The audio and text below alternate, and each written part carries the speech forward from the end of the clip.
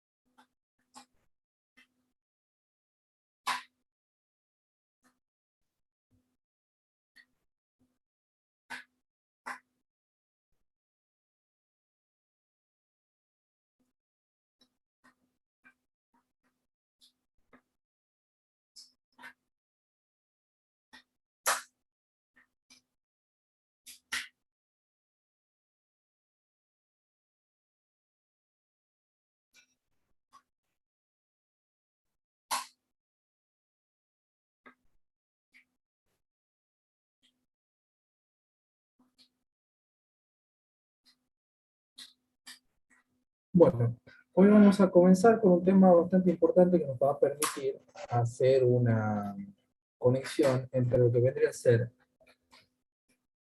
el mundo continuo de las señales analógicas o señales continuas con el mundo de las señales digitales o señales discretas, pero que no es lo mismo señal digital que señal discreta como vimos el año pasado. Para enlazar ambas ¿cómo se llama? Estos tipos de señales o dominios que existen de la parte continua con la parte discreta, existe el teorema de muestreo, el que nos permite tomar muestras distintas, digamos, muestras a un intervalo de tiempo determinado. Ese intervalo de tiempo determinado, el inverso del intervalo de tiempo, nos va a dar la frecuencia de muestreo, en la cual nosotros tenemos que determinar o saber a cuál frecuencia vamos a muestrear para obtener los mejores resultados posibles. Acá podemos ver en esta gráfica una señal en función del tiempo, cuya transformación en función de la frecuencia tenemos la siguiente, es decir, esta señal tiene una determinada frecuencia o variación máxima, que la cual la podemos representar acá como omega m, en función de la frecuencia. Entonces, este va a ser su espectro, donde el ancho de banda va a ir desde 0 hasta omega m.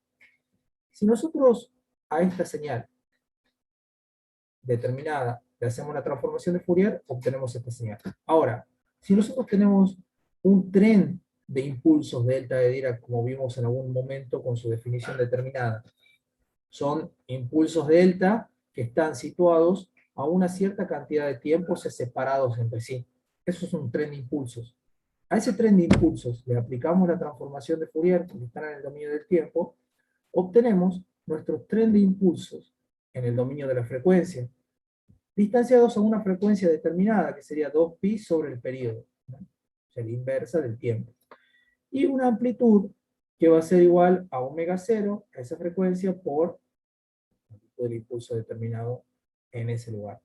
Eso ya lo habíamos obtenido en la unidad 2 cuando vimos las transformaciones de determinadas señales.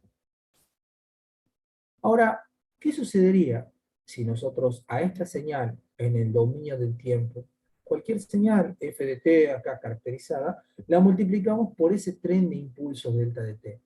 ¿Qué es lo que ustedes piensan que va a ocurrir? Por definición sabemos que si nosotros multiplicamos o convolucionamos, o sea, en el dominio del tiempo, si multiplicamos una señal por un impulso, esa señal solamente va a existir en el momento que el impulso exista. porque los impulsos están definidos para un instante determinado. Entonces es como que tomamos una muestra. Al multiplicar una señal determinada, nosotros ¿qué hacemos? Tomamos una muestra en este punto, nada más. Pasa un tiempo t, que es el periodo de los impulsos, y tomamos una muestra en el otro punto. Pasa el tiempo t, que es el periodo, y tomamos otra muestra en el otro punto determinado.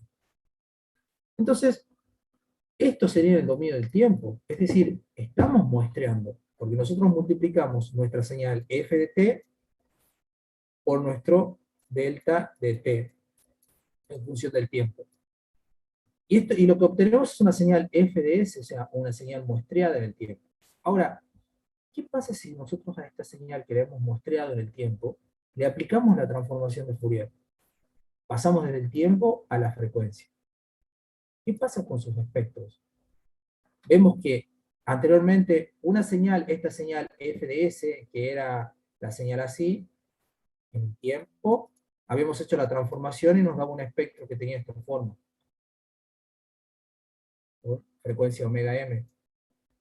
Ahora, al multiplicarla por un tren de pulsos, o sea, al muestrearla por varios pulsos a un determinado periodo, lo que obtenemos es esto, miren.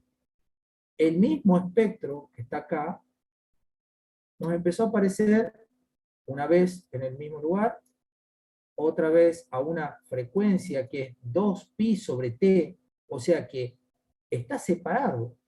Aquí hay una frecuencia omega 0, desde acá hasta acá hay omega 0, hasta donde nos vuelve a aparecer el espectro. De acá a acá también va a haber omega 0, hasta donde nos vuelve a aparecer el espectro. Y este omega 0 está en función del periodo. O sea, que la distancia donde se va a encontrar este espectro va a estar en función de nuestra frecuencia de muestreo, porque nuestra frecuencia de muestreo va a ser 1 sobre el periodo de muestreo.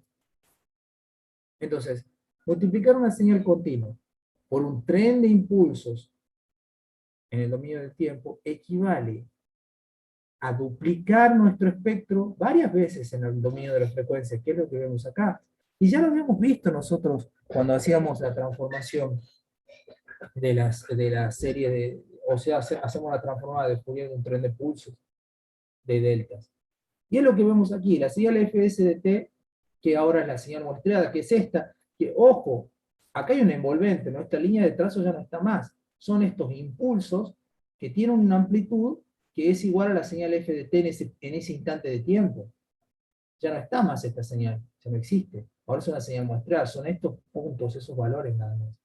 O sea, nuestra nueva señal que es fs de t, o sea, nuestra señal muestreada es nuestra señal f de t por los delta d, por los impulsos. Que si nosotros a esa f le hacemos la transformación, nos va a dar, modificada en amplitud, 1 sobre 2pi por la transformada de Fourier, nos va a dar el espectro convolucionado por esos impulsos delta. Y como estos impulsos delta son impulsos, porque acá, ¿qué teníamos? En la anterior, la transformada del impulso eran impulsos, también eran impulsos, pero ¿cómo? Impulsos que tenían una amplitud omega 0 delta de omega, y estaban a una distancia omega 0, que es 2pi sobre t. Y cuando ustedes convolucionan un impulso con un espectro, va a ser el espectro igual, porque recuerden que la convolución de una señal con un impulso es la misma señal, no cambia. El impulso tiene esa amplitud, o sea, existe solamente para ese intervalo de tiempo. Y como 1 sobre 2pi es lo mismo que 1 sobre el periodo en este caso, si la reemplazamos a omega 0 sobre 2pi, ¿verdad? Si nos va este omega 0 por este 2pi, nos queda 1 sobre t. Esa es la transformación de la señal fs de t al dominio de las frecuencias. 1 sobre el periodo por la convolución de los espectros. Lo que estamos haciendo aquí es un repaso de lo que vendría a ser la aplicación de la transformada de Fourier a señales básicas para nosotros entender el teorema del muestreo. ¿Qué quiere decir? Aquí quiero llegar con todo esto para que no sean tanto líos. Que este espectro que está aquí es el que nosotros necesitamos recuperar. de alguna manera. Este espectro que está aquí es la señal continua, es la misma señal. Ahora, si yo lo muestreo a una cierta frecuencia, lo tengo el mismo espectro, pero muchas veces, repetido, nada más. ¿Y cómo lo recupero? Y bueno, lo recupero con un filtro aquí. Es lo que yo necesito. Aquí está la información. Pero ojo, ha cambiado ahora. Ya la señal no es continua. Ahora la señal la he muestreado. Entonces, si yo respeto de alguna manera el periodo de muestreo, con que sea menor o igual a 1 sobre 2 veces la frecuencia máxima, o dicho de otra manera, la frecuencia máxima sea 1 sobre 2 veces el periodo, o sea, si yo muestreo a 2 veces la frecuencia máxima de esta señal, sea cual sea, es esta la frecuencia máxima, estos espectros no se van a solapar. Se pueden acercar mucho, hasta este punto y hasta este punto, pero no se van a solapar. Entonces, con un filtro real, por así decirlo, que no sea ideal, que tenga un corte abrupto y no necesariamente tan ideal, podemos recuperar la señal original, solamente muestreando a una frecuencia determinada. Y acá está el key de todo. Esta es la frecuencia de Nyquist, o la frecuencia de muestreo. Tiene que ser sí o sí mayor a 2 veces la frecuencia máxima de la señal. Si ustedes muestrean cualquier señal a 2 veces su frecuencia máxima, por el teorema de muestreo y matemáticamente ustedes la pueden recuperar sin error. Quiere decir que si en un canal de PCM de voz común, nosotros limitamos nuestra voz a 4 kHz, que tiene una buena inteligibilidad, nosotros podemos entender bastante bien hasta ese ancho de banda. Quiere decir que si limitamos a 4 kHz y la muestreamos a 8, es suficiente. La podemos recuperar. A la señal que ya no es continua, la hemos muestreado. O sea, ya pasa a ser una señal discreta en el tiempo. Ya no es una señal continua, ya no estamos hablando de algo analógico, estamos hablando de algo digital. Entonces, pasamos de lo continuo a lo digital, a lo analógico, perdón, de lo continuo analógico a lo discreto digital, o de lo discreto digital a lo continuo analógico, y solamente con un filtro, porque aquí hay un filtro para abajo. Y obviamente muestreando todo a una velocidad determinada. Entonces, todo lo que dije, acá está analíticamente puesto. Todos los delta de Dirac, el tren de delta de Dirac, están uno en la frecuencia principal y los otros desplazados a una frecuencia omega cero. Para la derecha y los otros para la izquierda, o sea, existen para todos los valores de frecuencia, que lo podemos representar como una sumatoria de menos infinito hasta infinito, donde varía n, o los n omega cero, o sea que ustedes tendrían el primero aquí, uno desplazado a la frecuencia omega cero, el otro a 2 veces omega 0k, el otro a 3 veces omega 0, y para el otro lado, menos omega 0, 1, el otro menos 2 omega 0, al ser una señal real, digamos, tenemos ambos lados del espectro. Esto es lo que nos está diciendo acá, un tren de impulsos periódicos. La transformación de un tren de impulsos en el tiempo, pasando a la frecuencia, me da un tren de impulsos periódicos también nada más que en función de la frecuencia. Es decir, que la transformación, o sea, la transformada de esa señal muestreada, es 1 sobre el periodo de la convolución del espectro de la señal convolucionado con los delta de media cero. Entonces, todo lo que está aquí, analíticamente, es lo que vimos en el anterior. Acá, ¿verdad? Es esto, nada más que expresado matemáticamente. Una señal continua, la primera que analizamos, esta señal, cualquiera, tiene su espectro.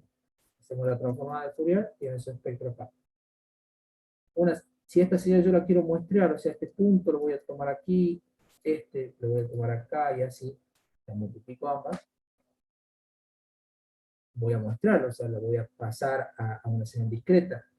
Esta señal que está acá tiene su transformada de Fourier, tiene su espectro. Multiplicar en el tiempo, ¿a qué equivalía en la frecuencia? a la convolución. Y es lo mismo, son todas las propiedades que estamos viendo, que hemos visto anteriormente. Multiplicamos en el tiempo, dos señales. Acá hay una multiplicación en el tiempo. Multiplicación en t. Acá hay una convolución en omega. Es la gráfica. Ahora vemos la parte matemática, que es lo que está acá. El análisis matemático.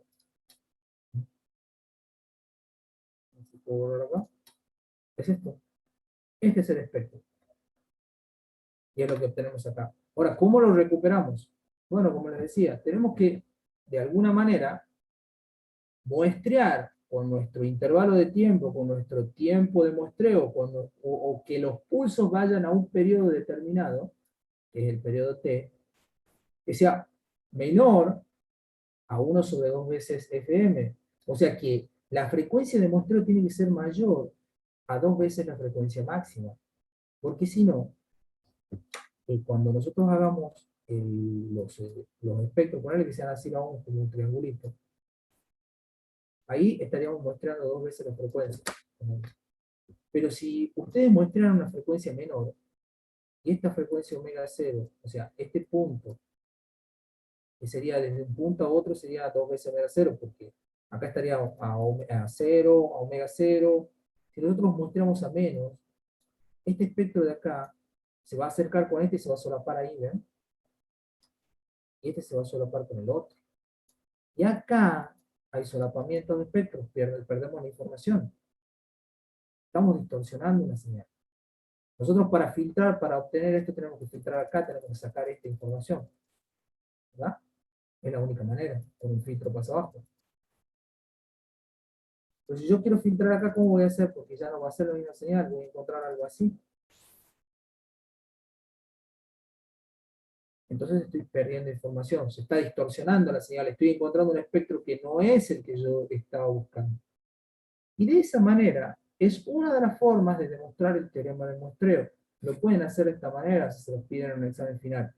Lo demuestran así, lo pueden demostrar matemáticamente, o lo pueden demostrar mediante una gráfica, explicando cuáles son los motivos por el cual ustedes tienen que elegir una frecuencia o un intervalo de muestras lo suficientemente grande o lo suficientemente pequeño para que la frecuencia, para que yo lo pueda recuperar. Viéndolo de otra manera, si ustedes, por ejemplo, tienen una señal que tiene esta variación, y ustedes quieren mostrar esa señal a un intervalo de muestras así. Toman una muestra acá, pasa un tiempo, toman una muestra aquí, pasa un tiempo, toman una muestra acá, y pasa un tiempo, toman una muestra acá. Intervalos uniformes, vale T. Pero cuando ustedes toman la muestra, toman aquí, toman acá y toman aquí. Y nada que ver, porque la señal, ¿cómo va a ser? No sé, también que sea así, la que mostramos. Y no es en realidad la que ustedes quieren recuperar. ¿Qué necesitan hacer para poder recuperar una señal que tiene tantas variaciones? ¿Qué es lo que a ustedes se les ocurre que tienen que hacer? Tenemos que tomar mayor cantidad de muestras. Claro, las muestras tienen que estar más cerca, o sea que, ¿qué tiene que pasar? Si la frecuencia es la inversa del periodo, ustedes tienen el periodo cada vez más cerca, la frecuencia tiene que ser mayor, la frecuencia de muestreo. Si ustedes toman más muestras, ahí van a encontrar las verdaderas variaciones. ¿Y dónde está la variación? Aquí están las variaciones, ¿ven? En estos picos. Una señal que no varía mucho, no es necesario mostrarla mucho porque miren, más o menos va a ser algo así. Usted va a tomar muestra aquí y prácticamente es igual.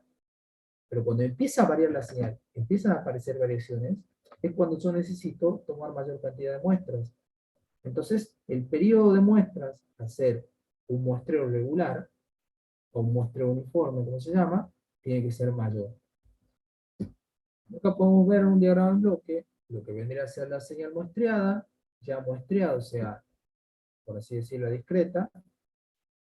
La hago pasar por un filtro pasa abajo que tiene su ancho de banda determinado, y obtengo la señal continua, que era la señal principal que yo tenía que recuperar. sea, como que paso de la discretizo la señal, la paso por un filtro y la vuelvo a obtener de forma continua. ¿Se va entendiendo qué es lo que, como es la explicación del teorema del muestreo, qué es lo que se hace? Sí.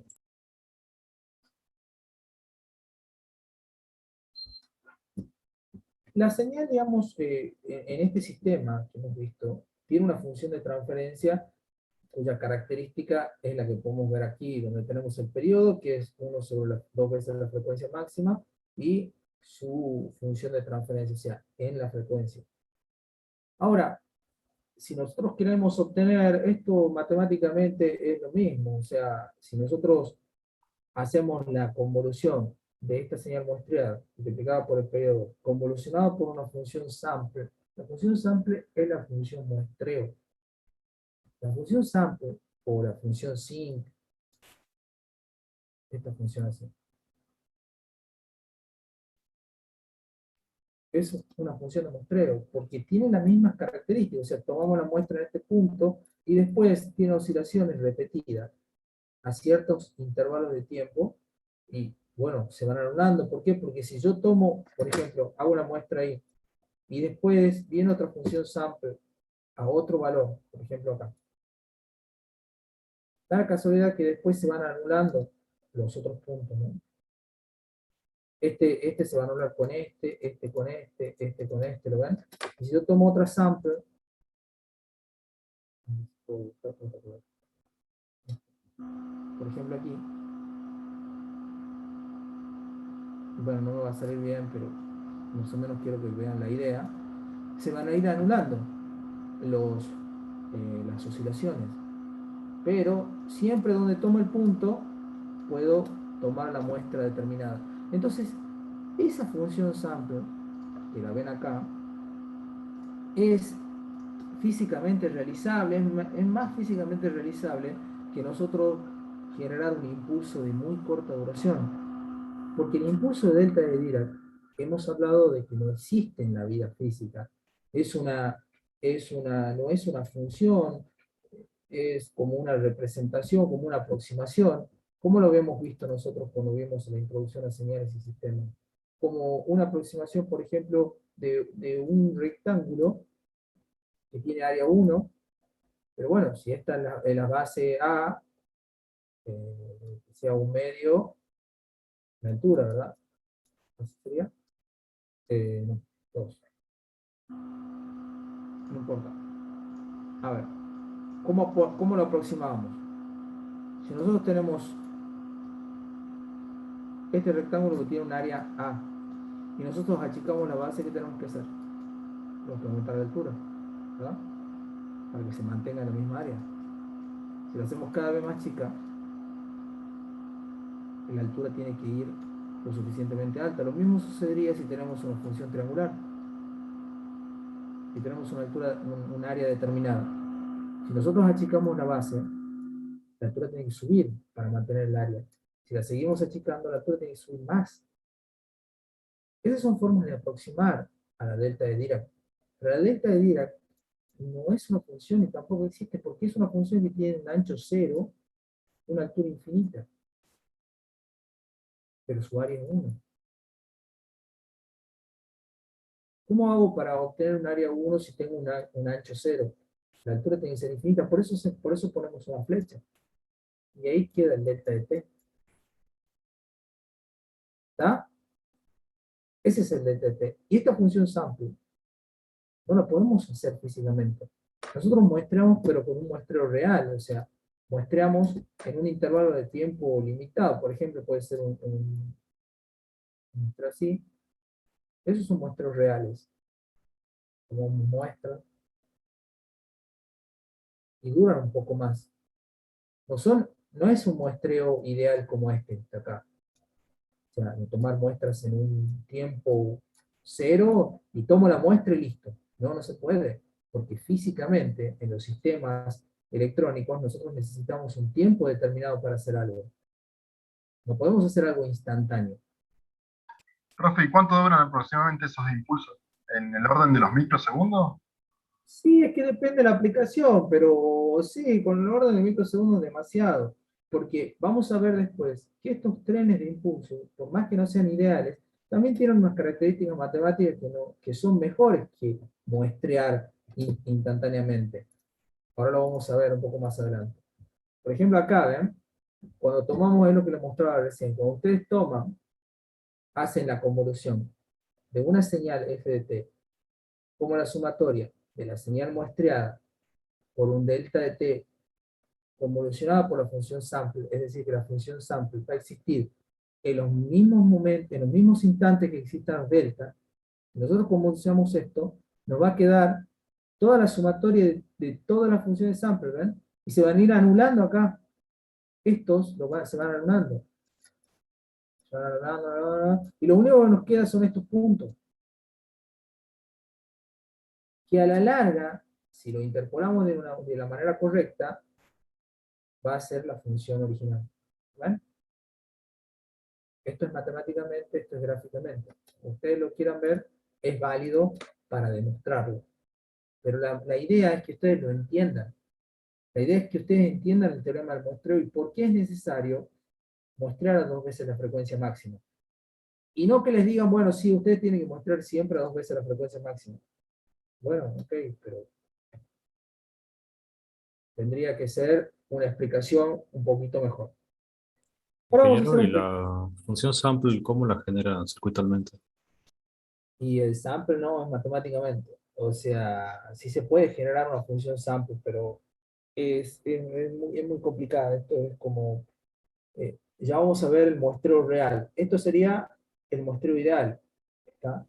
Claro, Pero el muestreo real es que es como un switch, o sea, ¿usted qué hace? Eh, tiene, sí, bueno, va tomando la muestra, esto va a una frecuencia de muestreo. Se cierra y se abre, se cierra y se abre, entonces genera un circuito, pasa la señal. Si acá tenemos, por ejemplo, una señal que venga así, y yo la muestreo a esta frecuencia, bueno, y que tenga este ancho, voy a dejar pasar solamente esta parte, ¿eh? Y cierro. Voy a dejar pasar solamente esta parte y cierro. Y así, voy a dejar. Este es un muestreo un poco más real, ¿no? claro, se lo Que, va conmutando el switch. claro, sí, lo van conmutando a masa o que pase la señal, ¿está? Lo manda a cero Ah, o, bien. o que pase. Y usted lo va tomando. Este switch lo puede hacer con transistores, lo puede hacer con FET. Después lo vamos a ver cuando en el próximo laboratorio ustedes pueden hacer un circuito de muestreo y retención. O sea, pueden hacer el muestreo y retienen el valor. Lo retienen en un capacitor, por ejemplo. O lo retienen o con algún operacional. Y como quieran. Pero de todas maneras ustedes hay 2 tipos de muestreo. Uno que es el muestreo instantáneo, el muestreo real, y otro muestreo de retención. O sea, suben un valor y retienen ese valor. Hasta que llega el otro. Suben hasta, retienen. Llega el otro, retienen. Retiene. Y queda una forma de señal que se llama PAM, que es modulada en la amplitud de los pulsos. O sea, cada vez que toman un valor, queda en ese valor y se retiene. Y eso sirve mucho porque a veces ustedes, después de ese tipo de señal, tienen que pasarlo a un formato digital. Entonces es necesario que esa señal analógica, ustedes la han retenido y la han mantenido un tiempo. Ese tiempo es fundamental porque le da el tiempo al conversor analógico digital de trabajar. Porque si no, ¿cómo vamos a convertirnos instantáneo todo? Entonces, en ese tiempo se genera la conversión. Después se toma el otro valor, se genera la conversión, el otro valor, y después, bueno, se pasa un circuito paralelo serie y sale por la fibra, por ejemplo, si es una transmisión digital de fibra óptica. Profe, a eso, por ejemplo, se lo podría, si tuviésemos que hacer un laboratorio, hacer con una plaquita de Arduino o PISOC que compramos para digitales, por ejemplo. Sí, también lo pueden hacer. Podría quedar al libre para que ustedes lo hagan de esa manera. Eh, si lo hacen con algunos, con integrado, no hay ningún problema, lo pueden hacer con transistores, como ustedes lo quieran hacer. No va a haber nada por Ok, eso. ok, profe. Bueno, acá vamos a ver un pequeño repaso también, como de la de la aplicación de lo que serían las señales en el tiempo al dominio de la frecuencia. Nosotros sabemos que para pasar una señal en el tiempo, hacemos una transformación de Fourier y obtenemos esa señal de la frecuencia. Y si nosotros tenemos la señal a la frecuencia, hacemos la antitransformada, no sé cómo le llama, para obtener la señal en el tiempo. O sea que vamos del dominio del tiempo al de la frecuencia, con las operaciones matemáticas que ya hemos estudiado durante todos estos años. Eso se esquematiza o se lo explica con la doble flecha, ¿verdad? Porque hay una relación biunívoca entre ambas. Una es la transformada de la otra. Entonces, están relacionadas siempre.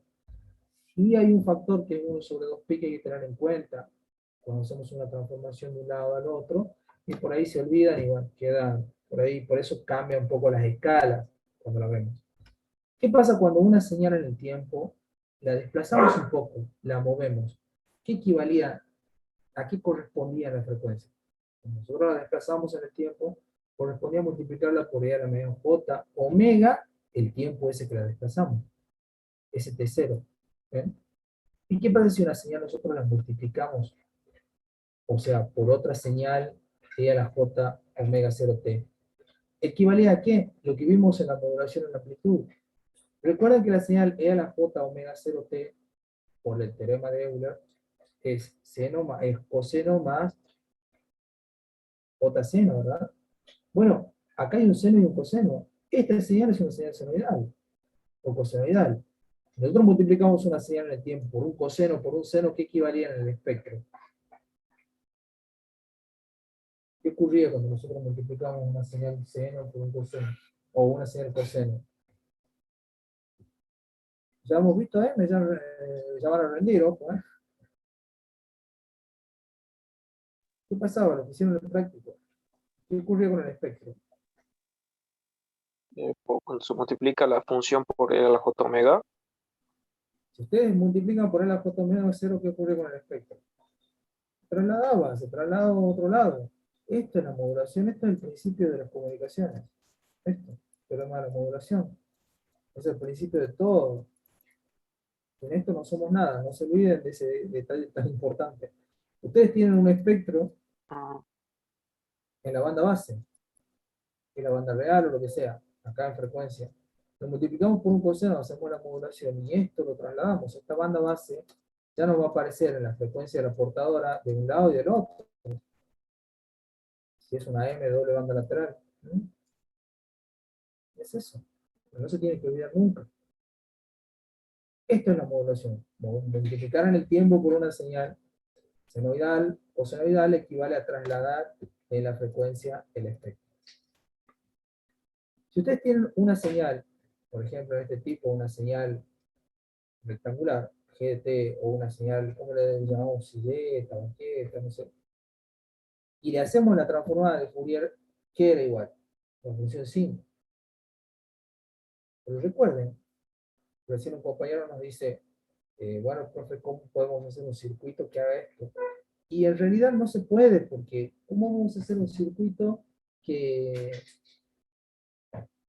tenga esta variación tan rápida, tan abrupta? Esto es una señal discontinua, porque, bueno, no hay una, o sea, es continua, es una señal continua, pero es una función discontinua, porque en este valor vale 1 y en el mismo tiempo vale 0. O sea, es instantánea la variación. Y por ese mismo motivo, de que esta señal no la podemos hacer físicamente, es que empieza antes de un tiempo t0.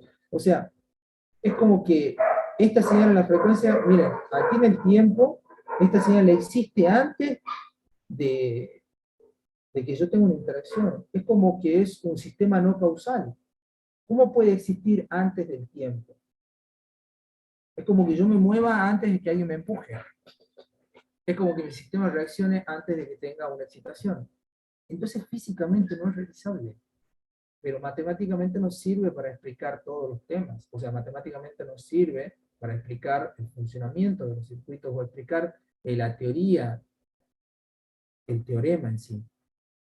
El teorema del muestreo es un teorema que está matemáticamente conciso, está definido, está demostrado y que existe para todo tipo de señal. Pero para que nosotros podamos recuperar esa señal, necesitamos muestrear al doble de la frecuencia.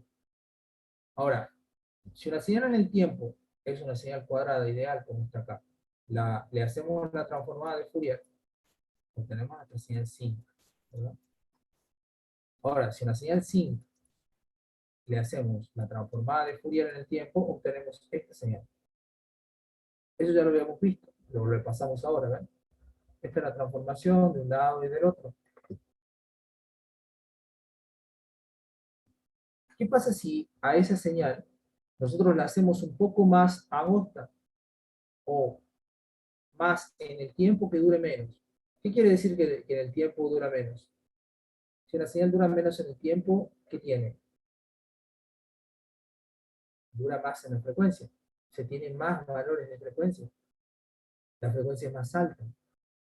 Pero si esta señal es una señal que dura más en el tiempo, o sea, más lerda, por así decirlo, los valores de frecuencia son menores. Entonces, ustedes pueden ver que acá estamos aplicando las propiedades del escalamiento en la frecuencia y en el tiempo. Si nosotros comprimimos en el tiempo, expandimos en la frecuencia. Si nosotros expandimos en el tiempo, comprimimos en la frecuencia. Si esto se hace lo suficientemente chico, ¿cómo piensan que va a ser el espectro?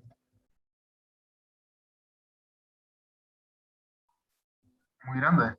Muy grande. Entonces, de ahí sale otra forma de demostrar la transformada del impulso. Miren que esto se haga lo más pequeño hasta el impulso. El espectro, si esto se hace bien chiquitito acá, esto va a empezar a hacer así, hasta que llegue un momento que se va a poner en todas las frecuencias. Y esa es la transformada del delta de Dirac. Y de ahí sale los principios de los relacionados, o sea, entre la dualidad en el tiempo y la frecuencia. Cuanto una señal dura muy poco en el tiempo, dura mucho en la frecuencia. Tiene muchos componentes armónicos, por así decirlo. Y si dura mucho en el tiempo, que no tiene muchas variaciones, tiene menos componentes armónicos.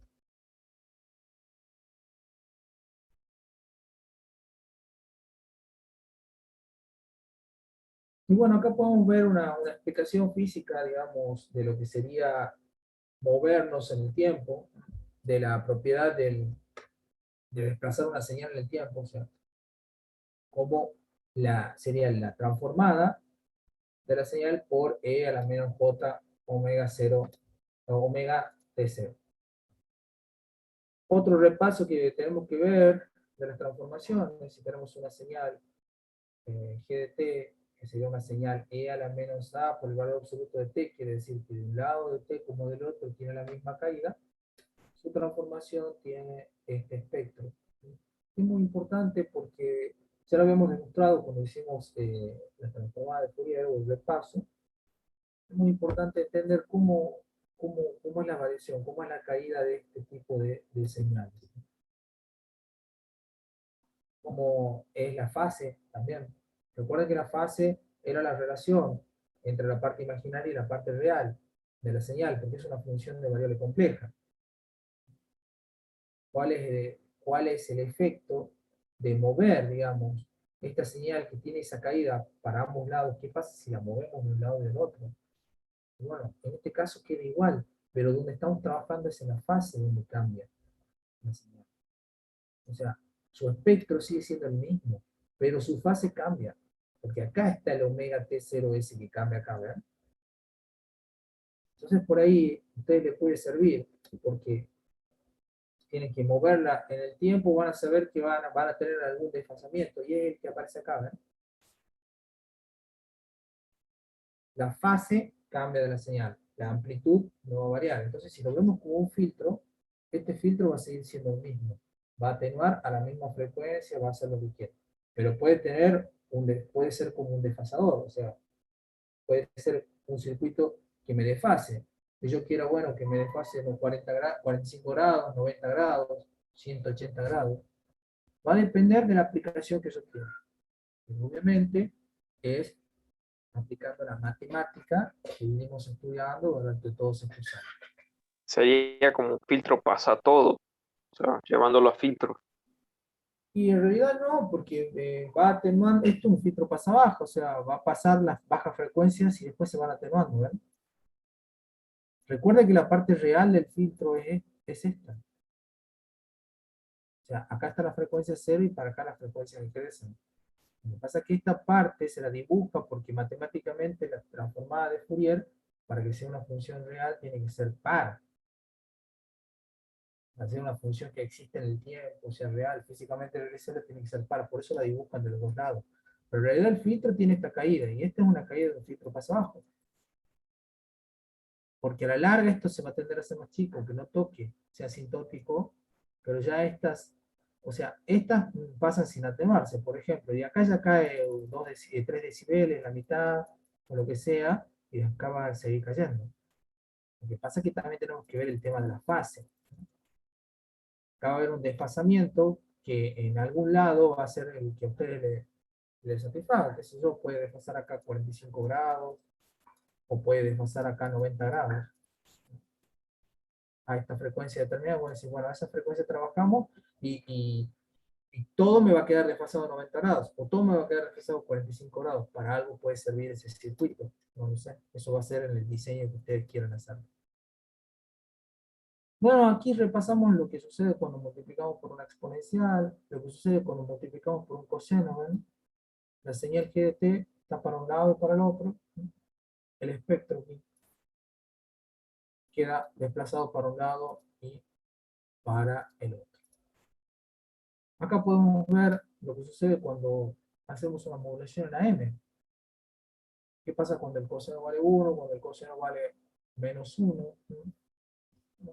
Acá también acá vemos la fase, ¿no? Acá no solamente está la amplitud en función de la frecuencia, o lo que vendría a ser el módulo en función de la frecuencia. También está la fase dibujada. La fase en función de la frecuencia también es importante porque podemos necesitar nosotros hacer adaptaciones de fase. Desfasamos en un lado y después nosotros complementamos. ¿No? Porque los circuitos, recuerden, que son sistemas, son bloques, los vamos conectando en cascadas. Si uno va desfasando un poco, la señal no va a llegar igual. A veces en la transmisión de datos es importante, es muy importante la fase. En otros casos no. Pero bueno, esto solamente es un repaso de lo que vimos viendo. Acá también podemos ver en este repaso lo que vendría a ser la transformación de un tren de pulsos al dominio de la frecuencia. Y bueno, esto ya no es tan importante con respecto a lo que vendría a ser el teorema de muestreo. Aquí en estas gráficas lo que habla, aquí es la transformación, es una aplicación de las propiedades que vimos, de cómo podemos encontrar la transformada de esta señal. ¿Qué hacíamos? Empezamos a derivar, ¿verdad? Derivamos esto, nos da la continua, derivamos, nos da el impulso, y de ahí encontramos la transformada. Y la transmisión sin distorsión es algo que ustedes lo tienen que tener muy en cuenta, porque en los sistemas que tienen una transmisión sin distorsión, quiere decir que el sistema, como dice el compañero, es un filtro pasa todo. Bueno, ponle que sea un filtro pasa todo. Pasan todas las frecuencias, sin distorsión alguna. Y ustedes dicen, bueno, sí está bien, pero no se olviden que hay una fase. ¿Qué quiere decir?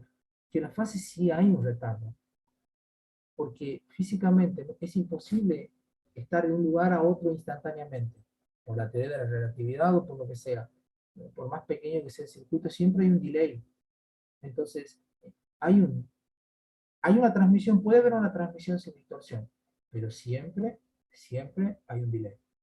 Siempre se demora, siempre hay un desfasamiento. ¿Tá? Eso no se olvida nunca. Bueno, acá podemos ver algunos ejemplos de filtros analógicos reales, un filtro RC, que tiene una resistencia determinada y una capacidad determinada, y cómo es la función, digamos, de lo que sería la amplitud en función de la frecuencia. ¿Cómo va cayendo a medida que aumenta la frecuencia en su filtro pasa abajo? Acá cómo va la fase, cómo se va desfasando, ven, hasta menos pi sobre 2, no llega a desfasar 90 grados, pero sí es muy parecido, ¿eh? Y acá lo que vendría a ser el tiempo, el delay. Acá tenemos la frecuencia de corte, de filtro, o podemos decir la frecuencia omega cero, y después a medida que va creciendo va bajando más. Puede ser este un tipo de filtro con su función de transferencia, que es la relación entre la capacidad y después este divisor resistivo, o sea, R más 1 sobre J omega C. Y de acá despejamos nuestra función de transferencia. Esta función de transferencia, si hacemos el módulo, nos va a dar el valor 1 acá, y a medida que omega es mucho más chico que A, nos da un valor aproximadamente 1, o sea, se mantiene constante. Después empieza a crecer, por eso va variando de esta forma, como esta señal. Y la fase es el arco cuya tangente sea la parte imaginaria sobre la parte real, o sea, menos omega sobre A aproximadamente para los valores de omega mucho mayores a A. O sea, toda esta parte, después ya empieza a cambiar de otra manera. Ese es un filtro real. Otros filtros característicos cuando se van aumentando el nivel son los filtros de Bardwell. No sé si han visto ya en TC2, filtro de Bardwell, Chebyshev. A medida que ustedes le van aumentando el orden a esos filtros, tienen caídas más abruptas. Puede ser la caída con un orden 1, o la caída de segundo orden, tercer, cuarto, pero nunca llega a ser exacto ese filtro, ¿lo ven? Porque físicamente no se puede. Por más que intentemos acercarnos lo máximo a ese corte abrupto, no lo podemos obtener. Porque si nosotros hacemos el corte abrupto, la matemática nos dice que la señal tendría que existir antes del tiempo. Esto, ¿ven? Ese corte abrupto no puede ser, porque la señal tendría que ser de esta forma. Y esa señal no existe. ¿Cómo va a existir antes del tiempo de excitación? ¿Ah? Bueno, esto sería lo que corresponde a al teorema de muestreo para entrar al tema que sigue, que es PCM, que es modulación por codificación de pulsos. ¿Y en qué habíamos quedado para rendir el examen? Ya tenemos que tener una fecha. Todavía no habíamos acordado nada de eso. Bueno, porque ya vinimos viendo, a ver, ¿Cuál fecha nos da para elegir? ya vieron, ya terminamos con, ¿qué rendimos en el primer examen? La introducción, las señales y el ruido, ¿verdad? Esas tres Sí, unidades. sí. Después ya vimos modulación de amplitud, FM, y nos quedaría, bueno, PCM. Después de PCM tenemos que rendir, para que después ya nos queden tres unidades, que es digital, tele de la información. Pero tenemos solo un práctico de AM nada más. Claro, faltaría el de FM, bien. Entonces le tengo que pasar el práctico de FM, lo hacemos a ese, y no sé si quieren rendir después de ese, pero no se le haga mucho, pueden rendir. Y más o menos la fecha, ¿cuándo sería, profe? O sea, si es para después de ese.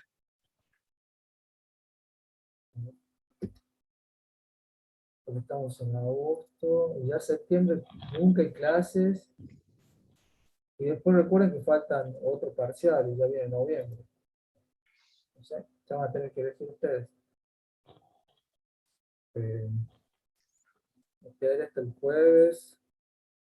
Dos Usted clases, prepare el práctico, Inge, y dé la fecha para entregar, y bueno, y ahí y ya antes de entregar coordinamos.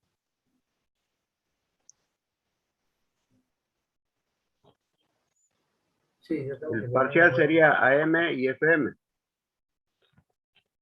sí, porque faltan dos parciales. O sea, ya han vendido el primero hasta lo que sería 3 unidades. Ahora falta AM, FM, y después la última unidad sería PCM, modulación digital y teoría de la información. No sé si dan podría ser AM, a ver, ya voy a pensar bien, pero ya vayan pensando que ya van dos temas muy importantes que no han visto, fuera de que el práctico, bueno, ya les voy a enviar, y ya tienen que ir pensando en una fecha, ¿no? O sea, es muy, va a ser muy cercano, ¿sí? Se pongan a estudiar.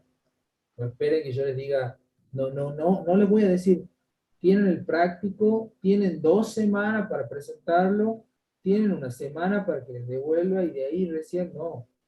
Les aviso ahora, porque los tiempos se acortan en el segundo cuatrimestre. Sí, pero es Disculpe, importante profe. la devolución, Inge. Claro, Sí, ese estaba por pero preguntar. ¿Usted hizo devoluciones del práctico de AM o no hizo ninguna, digamos? no lo he visto todavía, no he visto errores como para hacer una devolución. Eh, Ah, ok, ok. las devoluciones son en caso de errores críticos, a ver, que llamo yo como los primeros prácticos cuando tenían errores muy críticos conceptuales. Eh, no he visto un error así muy crítico en algún lado como para que le haga una devolución, para que ustedes lo tengan que corregir y estudiarlo. ¿Está? El práctico de AM está, es muy de lo que vimos en todas las clases y los que voy viendo están bastante bien. De FM también es Bessel, algunas gráficas, anchos de banda, no es nada, digamos, de otro mundo, nada complicado, es muy teórico. No vamos a hacer un práctico de laboratorio de FM, no nos alcanza el tiempo. De todas maneras, ya les voy avisando, traten de ir estudiando, ¿no? Porque en cualquier momento tomamos el examen, el segundo parcial. Y yo preferiría que vean hasta PCM, porque las últimas unidades son un poquito más largas. Elijan ustedes cuánto quieren rendir, vayan viendo una fecha estimativa. Así yo les mando el práctico de FM. Usted diría AM, FM y PCM, el segundo parcial. Para mí sí es mejor. Es mejor Usted- porque y si usted Más lo o dice, menos 3 semanas, algo así. O sea, hasta que presentemos el práctico y terminemos con la siguiente unidad. Usted más o menos, o sea, estima 3, 4 semanas o... es que, a ver, eh, ahora vamos a tener, si yo les presento, ya empezamos con PCM, y PCM no es muy largo. No sé si nos va a llevar una clase más, una clase y media más. Resolvemos el práctico de FM, vemos algunos ejercicios, capaz que el lunes que viene, y después le va a venir el práctico de PCM. A ver, y ahí va a tener una clase, dos, y ya empieza el tema de los exámenes. No sé cuándo hay exámenes, ahora en septiembre. El 7, 9 y 15, creo. ¿Ves? Ya nos toma una clase, dos. Y después empieza el día del estudiante y ya empieza la semana de la ingeniería y ya empiezan que sí, que... Bueno, yo les voy diciendo que el tema que viene, SM no es largo. ¿Mm? Así que les puedo pasar el práctico de FM para que vayan trabajando. Y vayan pensando cuándo van a hacer el parcial. Según, así bueno, hacemos una fecha y le podemos quedar con los compañeros, hablar por el grupo y le avisamos el jueves, bien la fecha. Así ya quedamos bueno, sí, todos. sí, no hay problema.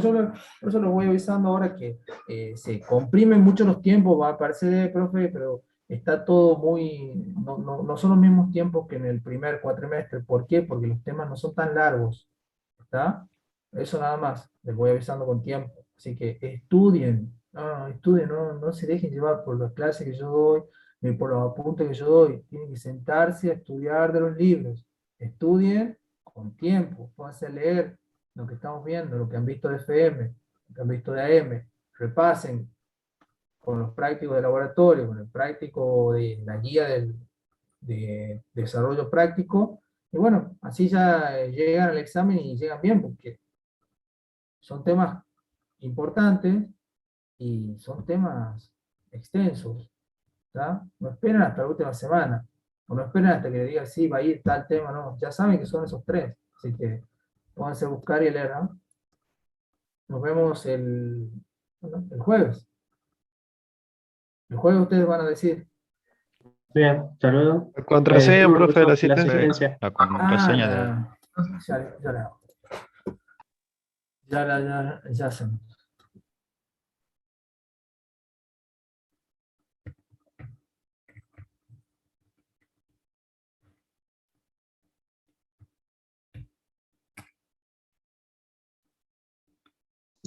Profe, creo que no está habilitada la asistencia. No.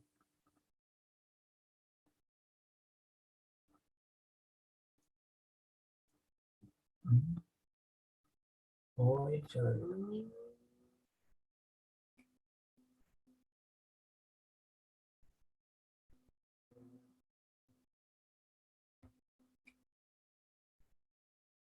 Muestreo. ¿Pueden probar con la contraseña muestreo, por favor?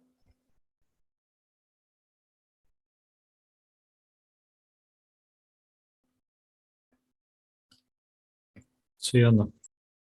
Sí, Ok, profe. bueno, nos vemos entonces. Suerte. Vamos, profe. Chau, chau. Chao.